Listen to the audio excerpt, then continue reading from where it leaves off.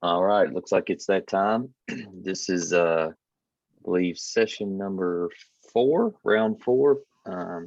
Topic here is PBIS Awareness Ensuring Success, brought to you by Ms. Lee Brown from the Kentucky Department of Education. So without further ado, I know PBIS is a hot topic, especially now as we think about students and the disruptions of school and thinking through that process. So without further ado, I'll turn it over to you, Ms. Brown, and you can have at it.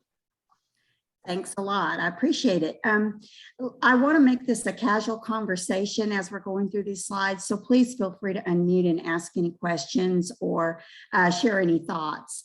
I don't have a lot of slides, which that's probably good news for all of you. But I want to make sure that I hit all of the key points for PBIS and ISF. So I'm Lee Brown, and I'm one of 4 consultants with the Department of Education. And we are the ones that are hopefully spearheading the PBIS work at the state level, working with our regional and our district and school partners. So a little bit about us: we are under the School Climate Transformation Grant, and that's how we are paid, and that's where our work is. And excuse me. We are really passionate about PBIS, and we have been doing this work for several years. 3 of us, our 4th consultant has been in the field for about 5 or 6 years, and she's wonderful. We just love the opportunity to actually train with our regional and district partners, and we want to meet the needs of those folks in Kentucky. And so a little bit about our trainings. They're all free of charge. You need to contact one of our consultants, any one of us, in order to get in touch with us. And we can have a one-on-one conversation, and we can assess where you are with PBIS and what your needs may possibly be. So we want to talk a little bit about what PBIS is. A lot of people in the state have been engaging in this work for several years and have been training formally and have trained formally with us in the past with our previous center. And others have actually been implementing and doing a great job on their own. So there's nothing out there that says that you actually have to work with an entity or any type of a organization in order to do a great job in actually promoting and implementing PBIS. But we are here to offer trainings and to offer technical assistance with regard to your needs at tier 1, 2, and 3. So we want to talk about some of the important pieces of PBIS and the things that we know that work well as you move forward, because we know that implementing positive behavior supports when you first start, it's just a whole lot of work. And we've had a lot of, of experience with knowing what goes into success and to sustaining your work and to implementing with fidelity. And so we know that it always works best when you have a district team that guides that work. And, we talk a little bit about how you compose that district team and what their responsibilities would be and how they lead that work within the district. This is a database decision-making model, so it's so important to always be looking at your data. You make all of your decisions based on what your data says, based on, are you doing what you said you were going to do, and are you getting those results that you want? And then also how important it is to infuse school mental health within your PBIS system. If you're not familiar with some of those acronyms, and I say ISF, that's Interconnected Systems Framework, and then MTSS, we love acronyms in education, and that's that multi-tiered systems of support umbrella that covers all of us with our work.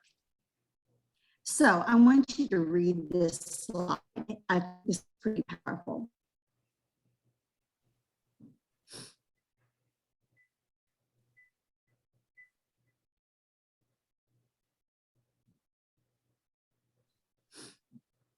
So what research tells us is that we lose significant academic time yearly dealing with student discipline in an inefficient way. And I think all of you all can attest to that. Research also shows us that if we implement the PBIS framework, which is setting up those systems to support your staff and those practices to support your students, all the while allowing that data to guide us, that we can recoup that valuable academic time. And that's what we're all about, is about our kids learning and learning at the highest rate possible. And I'll just put this in also, and I'm sorry I did not put this in the PowerPoint, but if you can contact me, I can give you this information, or you can write it down. There is a wonderful document on Maryland PBIS website. It's just marylandpbis.org. And it's called a cost benefit analysis worksheet. And you can actually plug in how many referrals you have in a school year. And it calculates not only lost academic time, but it calculates administrative time and actually how much money it costs our systems when we're not dealing efficiently and effectively with student behavior. And if you're a brand new district or school and you're wanting to get implement PBIS and you're wanting to make a case for that, I think that that's a really powerful tool to use to get folks on board so that they can see what's in it for them if they're a PBIS school.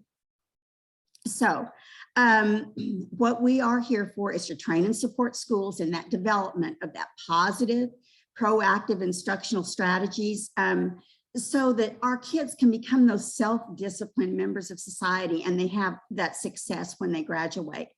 Again, I mentioned when we first started, we train through all the tiers, and we also offer technical assistance, which is designed to help you to implement with fidelity. And that's such an important thing too. We need to not only implement, but we need to know what those features are at each tier, and we need to make sure that we're implementing with fidelity. So this is kind of a nice little illustration. We kind of call it our our refrigerator magnet, but it's a nice little graphic of what PBIS actually looks like within your district or within your school. And so notice that those systems that support that staff behavior are equal to those practices that we put in place that support our student behavior, and then that data that we constantly look at, that we look at on a monthly basis, and that drives our work. So instead of using a patchwork or individual management plans that sometimes we do, a continuum of positive behavior supports for all students within a school is implemented and should be implemented in all areas. Classroom, non-classroom, such as the hallway and restrooms, cafeteria, on the athletic field, on field trips, and also in any other classroom settings that I just mentioned. Positive behavior supports are designed to build those effective environments. So we're cutting down and we're reducing the likelihood that problem behaviors will even occur, because it's a prevention, it's proactive. We teach what we want the kids to be able to show us in all of those areas. And with fidelity of implementation, these are the things that you can see in your building. And if you've been a PBIS school, or you are currently a PBIS school and you're implementing with fidelity, these are the things that you're going to see. You will see decreased office discipline referrals, because we're managing those behaviors in an effective and an efficient way. And we're guaranteeing that those problem behaviors are less likely to occur again, because we're looking at the behavior and then we're looking at the consequences. And are we actually giving out consequences for problem behavior that are effective, that actually reduce that behavior or the likelihood that that behavior is going to happen again? You increase instructional time. That's what we're all about. And administrators in a PBIS school are much more likely to be those instructional leaders in those buildings, because they don't have to spend a lot of their time on discipline issues. It's also a real effective and efficient use of our resources, because we are going to own, every adult in the building is going to own PBIS and the framework. Everyone is going to be empowered to interact with kids in a way that not only addresses inappropriate behavior in an effective way, but promotes the behavior that we want to see. it's just when you walk into a PBIS school, there's just this feeling that it's a safe environment for kids, or a safer environment for kids. And also we know through implementation that it needs to be a team approach, because if it's just 1, 2, or 3 people in the building that are implementing and that are fully on board with PBIS, then it's not as likely to succeed. So that speaks to sustainability, because it's hard work, and whatever we do, we want to be able to sustain over time. So I talked about the tiers. So the universal level of implementation, or tier 1, is for all students in a building, and it's all classroom and non-classroom areas. And that's what we find is that research has shown us that that's where we need to start. We need to build that strong foundation so that everything else that we put in place at tier 2 or tier 3, it's much more likely to be successful. And I'm sure all of you have seen this triangle, but it's worth going back and looking at with regard to PBIS and behavior. And notice we've also added the academic systems on the other side, because we know that academics and behavior are inextricably linked. You can't have kids learning at a high level if you don't have an effective behavior system. And conversely, you can't have kids also learning at that high level if your academic system isn't rich. So they go hand in hand. Again, I can't say enough that it's proactive, it's preventative, it's not waiting until a behavior occurs to deal with it. It's teaching up front when school begins.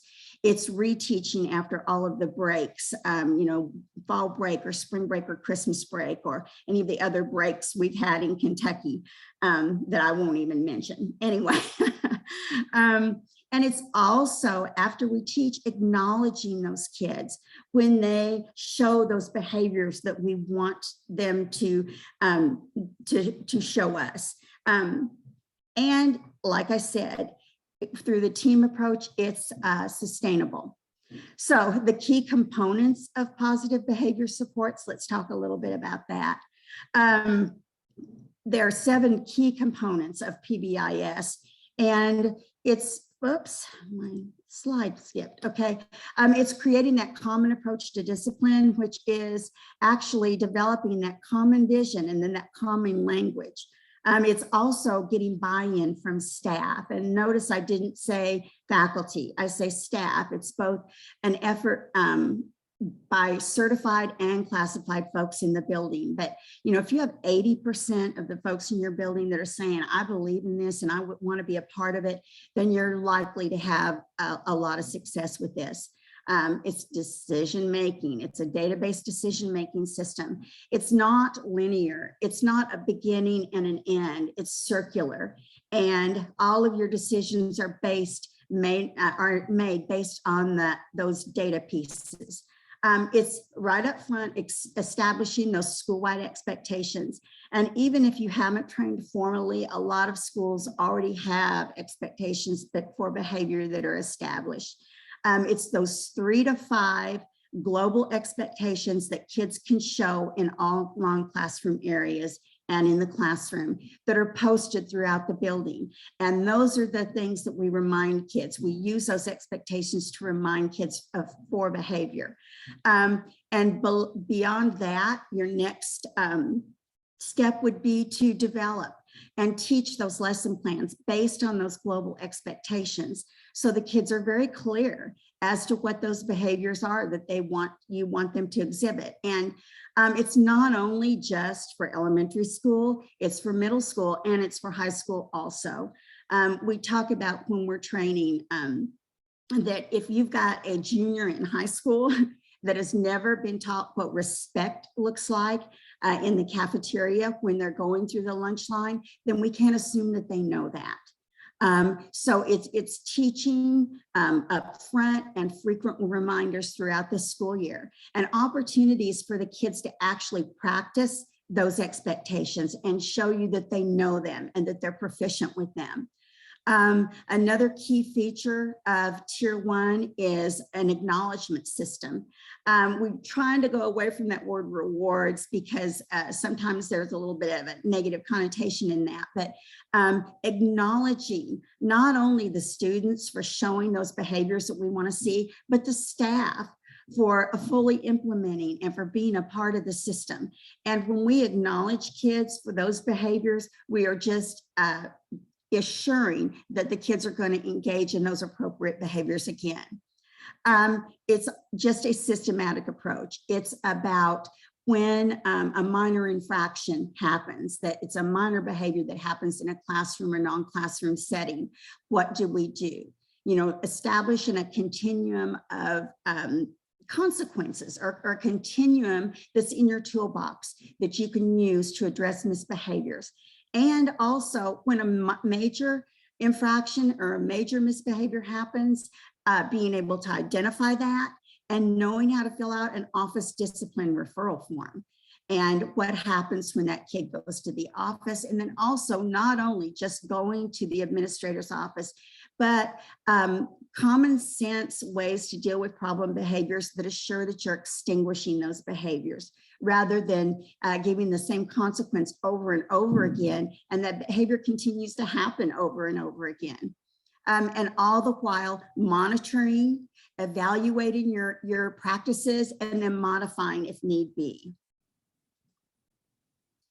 So what are the benefits for the teachers? Well, teachers report that once they become a part of PBIS and a PBIS school or classroom, that they feel that things are more consistent. So in hallway A, behaviors are dealt with in the same way, misbehaviors are dealt with in the same way that they are in hallway B or hallway C.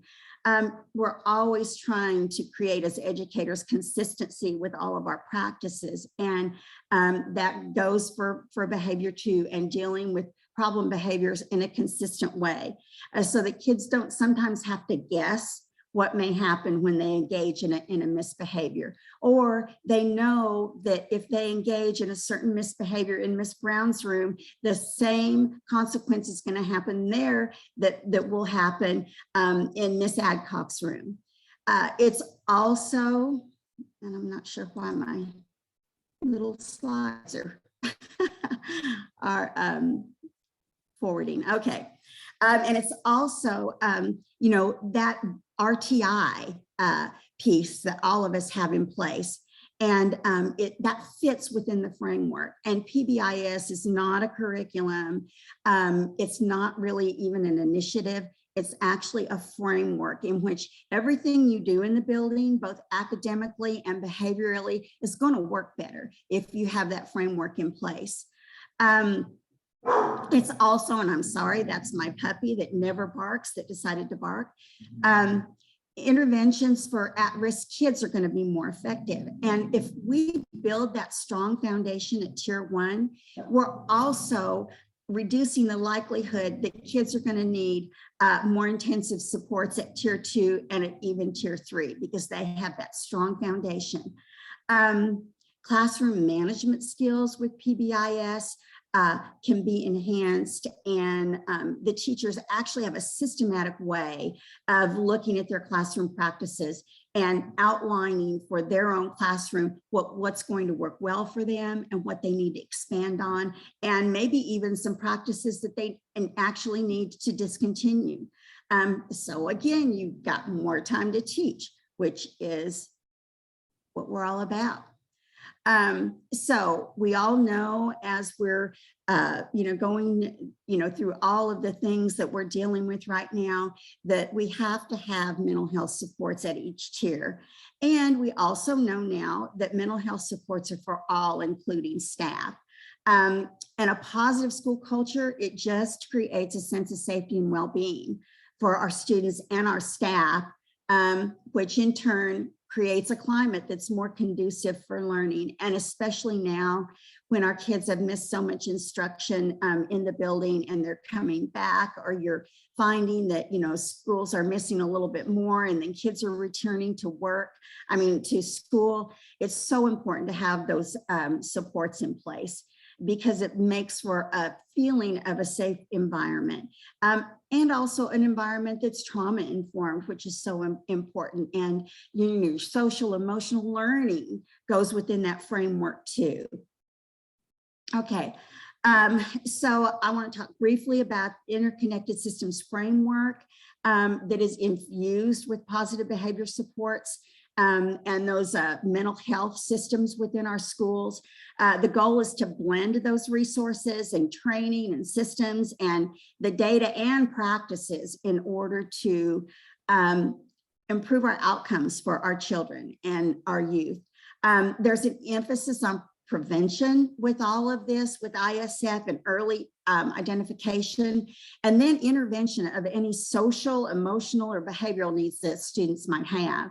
And family and community partner involvement is critical to this framework. And so it looks a little different in each community, of course, but that's critical. And also not only family and community buy-in, but student buy-in. So what ensures success as you begin?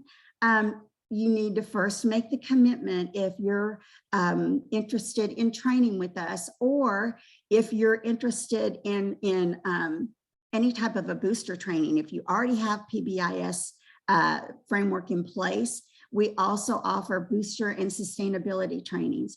If you're brand new to us, then we take you through the readiness, and we take you through forming a district team, and then the trainings. But commitment is key. You have to have that commitment at a fairly high level, not only within the district, but within the schools, not only to train and implement initially, but also to sustain your work. So that's very important. Okay, so this is hard work again, right up front. And so let's talk a little bit about sustainability. So as your district and school, they begin to implement with fidelity, we have to attend to sustainability. So we'll talk about the importance of an external coach for your district and an internal coach for your school. Coaching is key. They're the folks that we train right up front to lead your district and your school through the implementation process. And they're those folks that have a little bit of behavioral expertise, and they may understand the ABCs of behavior. And they have got a little bit of time within their schedule in order to coach the district and or the school teams. So this is a great graphic that illustrates what you need to have in place in order to sustain your work. And we take you through this too, as you're thinking about what it might look like in your setting. The leadership team is key in any implementation cycle, and at a district and at a school level. And this is what it looks like. We talk about grading initiatives. And so PBIS is that framework in which you grade all of your other initiatives. And I've got a nice little graphic on the next slide to show you. Funding needs to be in place within your district or your school, and that's totally up to you, depending on what your school's budget is or your district's budget is, in order to support your PBIS implementation efforts. Also, visibility. You need to do a little bit of groundwork and footwork up front, first of all, so that the district knows what PBIS is and knows the team that's going to be leading your implementation forward. And it's really important to have political support. If you're a really small district, you may only have 2 or 3 folks on your leadership team, but those are the folks that are at the district level that are going to support your schools through this effort. And then the leadership team, which coordinates the trainings of the district or the school employees. I talked about coaching, make sure that we need to make sure there's a district coach and a school coach, and then evaluating your work. Now for each leadership team, depending on district or school, they're not solely responsible for all of this. what they do is they're the ones that go through the training, and they're the ones that decide the message that they need to take back to create professional developments or mini PDs throughout the school year as you move forward with implementing the features. And also making sure that you did what you say you did what you said you were going to do. Does your data indicate that you're having success? And that's the same thing with the larger district leadership team that may meet quarterly, but they're moving those schools forward with implementation, with funding support, and with political support also. So this is that braiding initiative, that braiding that I was talking about, that should happen within the PBIS framework. And everything you do with regard to curriculum, or your RTI process, or positive behavior supports, your school mental health supports, fall within that braiding initiative that falls within the framework. So it shouldn't just be one extra thing. And that's one thing I like to really emphasize to our folks that are new to PBIS and ISF, or even if you've gone through training and maybe you're not where you want to be with that. We ask you to look at what's going on in your building and how it fits under that framework, so that it's not just, okay, one more thing we have to do, or 10 more things we have to do. It's all interconnected. So we're all about, let's work to get bigger bang for our buck. And that's where those words efficiency and effectiveness come in. So we want to work more efficiently and effectively. What resources do we have within our district and within our building without adding an extra position or spending extra money that we don't have to? And what are the things in our schools and our districts that we are doing that maybe aren't as effective as we hoped? So I love this next slide. And I think we naturally do that. This is educators that, on a yearly basis, we look at, the different things that are in place in our buildings, and the different things that are effective. But we ask you to actually look at the initiatives and just have that conversation about the purpose and the outcome, and the target group, and is it effective?